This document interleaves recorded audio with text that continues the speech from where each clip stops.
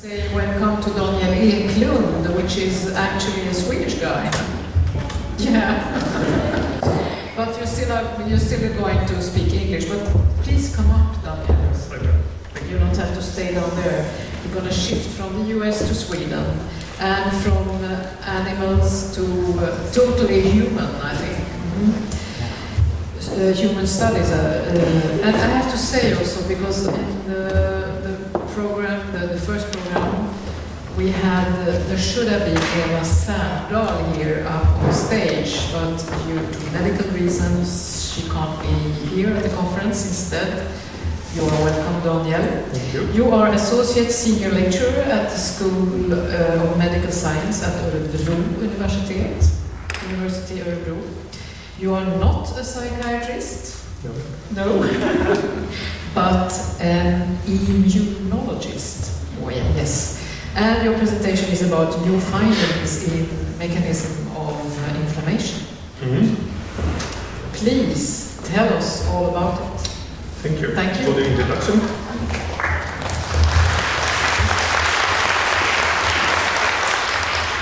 And also, of course, both on my own behalf, but also Professor Sano's behalf, who couldn't be here, we thank you for the invitation. I think, as a researcher, it's very thrilling to be here, to listen to all of the excellent speakers in the field. And as a parent, I think I was very taken by the artwork out here. So if you haven't looked at it, I urge you to do that.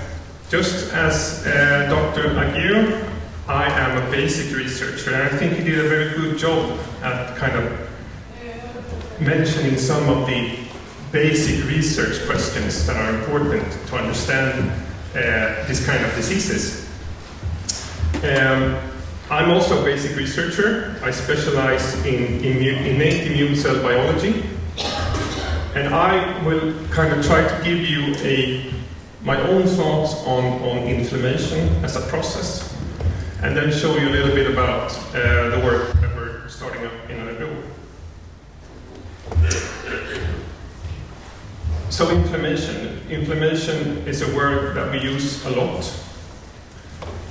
And I think that we sometimes think about inflammation as an etiological factor. But I think it's important to remember that inflammation, per definition, is a response to something. Even if we, as you can see here, we still have quite difficulties to kind of define this response precisely. And to kind of continue down the road that Professor Chang started with, inflammation is everywhere. So we know that different types of etiologies or triggers, whether it's microbes, it could be lifestyle things such as exercise and diet, or different types of environmental triggers or etiologies, all kind of feed into this big blob of inflammation. And this blob, this inflammation, consists of numerous effector mechanisms that control this response, right? And if these effector mechanisms fail to control the response, it will lead to disease. And what kind of manifestation inflammation will take, what kind of disease we'll end up with, is of course dependent on numerous factors like the time of the response, the duration of the response, the magnitude of the response, but also, of course, what kind of tissues that are affected. And this is kind of the general idea that my research center at Örebro University kind of works with, that parts of the inflammation, the inflammatory response, are of course unique for different diseases, but there are also common effector mechanisms that can be seen as more global or general, and that will kind of drive the disease or the pathology in different types of diseases. So a couple of years back, we started collaborating with Susanne Beijer's group at Örebro. who's a psychiatrist, and we kind of tried to apply this general idea to psychiatric diseases. To say that inflammation, or more likely parts of the inflammation, these effector mechanisms, are transdiagnostic in nature. That different kind of triggers that are relevant for neuropsychiatric disorders, like microbes that we heard about, autoantibodies, or different types of stress, psychological and metabolic stress, that they can lead, of course, into unique inflammatory mechanisms that decides what kind of road we go down to, but also common mechanisms that can be seen as more general. And we also know from others that there is studies showing that there's a correlation between the levels of inflammatory markers and the severity of the disease. So we started kind of exploring whether or not we could find common mechanisms in neuropsychiatric disease that could be kind of seen as general.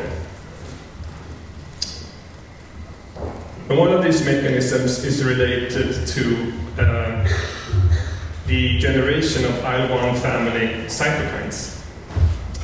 These cytokines, and we already heard a little bit about them, you could see them listed in the previous talk. These cytokines, and especially the very potent cytokine IL-1 beta, which has been shown to be upregulated in several different types of psychiatric disorders, are of special interest for us. And the reason for that is that the generation of the production of these IL-1 family cytokines are under control of a so-called inflammasome. The inflammasome is basically an intracellular machinery that generates mature forms of these cytokines. So without these inflammasomes, we don't get these cytokines. And what makes them kind of a good candidate to be more of a general inflammatory mechanism that is affected in several different diseases is the fact that these inflammasomes, they react on a large amount of different types of stimuli. So they get activated by microbial proteins, for example, but also endogenous molecules that are related to metabolic stress. And they can even be activated by autoantibodies, which I think is very relevant for this symposium. These inflammasomes are also tightly regulated. And I will show you on the next slide how that is done. So here, down in the bottom right corner, you can see the schematic kind of drawing of how the inflammasome, and this is an inflammasome that's up and running, and it consists of a receptor part, a adapter protein, and an enzyme. And when this is kind of assembled, we cleave these proforms or immature forms of the cytokines into their mature forms, and then they can have this biological effect. But to get the machinery up and running, you have to have two separate signals, something that we refer to as signal 1 or signal 2. Where signal 1 is an immune signal that upregulates gene expression of both the proforms of the cytokines, but also the parts of the complex. I like to think about it as kind of acquiring all the pieces in a Lego set. So first, before you can build the set, you have to acquire all the pieces, right? And then signal 2, which then can be microbes or endogenous danger molecules of different kinds, is what actually initiates the assembly of the complex. And this is where we kind of put all the pieces of the Lego set together to the finished product. So we asked if activation of these inflammasomes, and especially the NLRP3 inflammasome, could act as a common denominator in markedly ill psychiatric patients. And we looked at this by looking at a small cohort of 40 psychiatric patients and 40 matched controls, healthy controls. And these patients were selected from 4 different kind of category diagnoses, primary diagnoses, you can see here. And while they did have a different primary diagnosis, they were quite similar when it comes to the disability and the severity of the disease. What was even more striking was that after careful evaluation of these patients, we could see that they were highly comorbid. So the red bars, they show how many patients of the 40 actually fulfilled the criteria for the primary diagnosis. But as you can see, there's also the patients also fulfilled the criteria for a lot of other disorders. For example, 25 of them fulfilled the criteria for depression. Another way to express this is that half of the patients fulfilled the criteria for at least 5 diagnoses. And I think there was one patient that actually fulfilled no less than 11 different diagnoses. So there's a highly comorbid group of patients.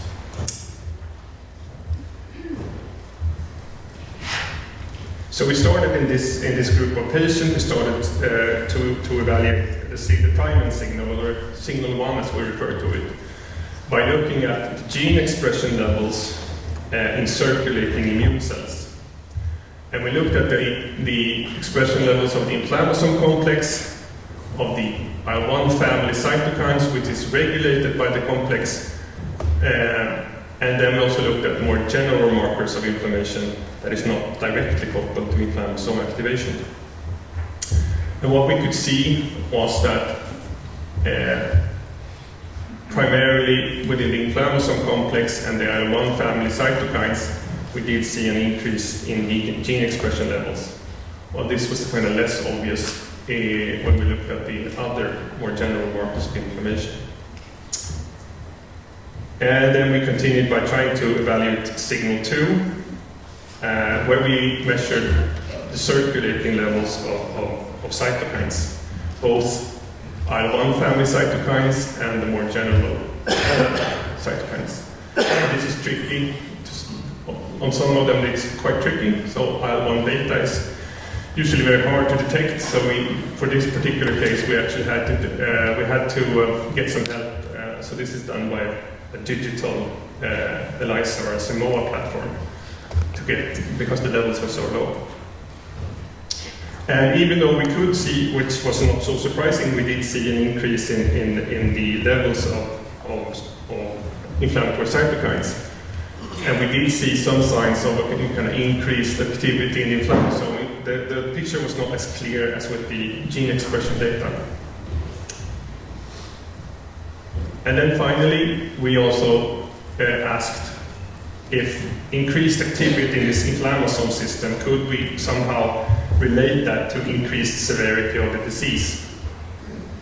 And as shown here in this table, we did see a weak, moderate, but significant correlation between the gene expression levels of the inflammasome complex and the IL-1 family cytokines to the CGI-S or Buddha scale. And on the protein level, we saw IL-1RA. So we kind of concluded from this that circulating immune cells in markedly ill psychiatric patients, they are primed with respect to the inflammasome. And this at least partially translated into increased levels of circulating cytokines. And while the correlations should be, it should be interpreted with care, but what was noted was that the correlations that we actually did find was within the IL-1 family cytokines and the inflammasome complex. So at least it supports the notion that the NLRP3 inflammasome, irrespective of the etiology, could serve as a driver of inflammation in more severe psychiatric disease with high comorbidity. What we of course don't really know yet is that how immune perturbations in the inflammasome system actually translates into neuroinflammatory events. But I think Britain did a very good job kind of giving us some indication at least how increased activity in this system in the periphery could influence the permeability of the into the brain. And of course, if these immune cells that are circulating and they're primed with respect to the inflammasome, if they gain entry into the CNS, or for example the basal ganglia structures, they will of course lower the threshold of inflammation inside the tissue. And I should say that in multiple sclerosis, it was recently shown that the circulating levels of these inflammasome complex molecules, they could very well predict MS and also the severity in MS. So that at least tells us that what's going on with the system in the periphery has some kind of interaction with what's happening in the CNS and to neuroinflammation. And before I stop, I would like to acknowledge Susanne Bio, Eva Sandahl, and Mats Humle, who kind of initiated this collaboration. Ulrika Helén, who is a PhD student in the project, who's done tremendous work on the data that I showed you. A former talented med student that helped out, and also our lab technician who's done some of the work in the lab. And of course our funders. And with that, I thank you for your attention.